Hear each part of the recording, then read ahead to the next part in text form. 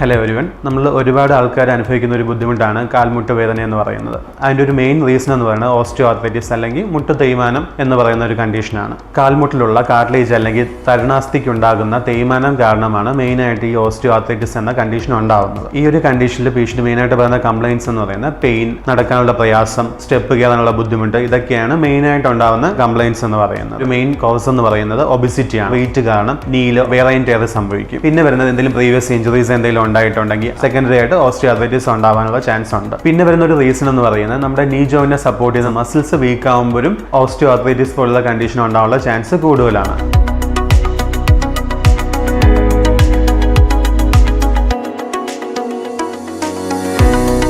Osteoarthritis കണ്ടീഷനിൽ use ചെയ്യുന്ന ഒരു അഡ്വാൻസ് ട്രീറ്റ്മെന്റ് ആണ് CRRT. Cell repair and regeneration therapy എന്നൊരു ട്രീറ്റ്മെന്റ് ഓപ്ഷൻ അവൈലബിൾ ആണ്. പേഷ്യന്റ് ബോഡിയിലേക്ക് ഇലക്ട്രോമാഗ്നറ്റിക് ഫോഴ്സ് പാസ് ചെയ്തുകൊണ്ട് ഡാമേജ് അല്ലെങ്കിൽ ഡീജനറേഷൻ സംഭവിച്ച കാർട്ടിലേജ് നമ്മൾ റിപ്പയർ അല്ലെങ്കിൽ റീജനറേറ്റ് ചെയ്യിപ്പിക്കുകയാണ് ട്രീറ്റ്മെന്റ് വഴി ചെയ്യുന്നത്.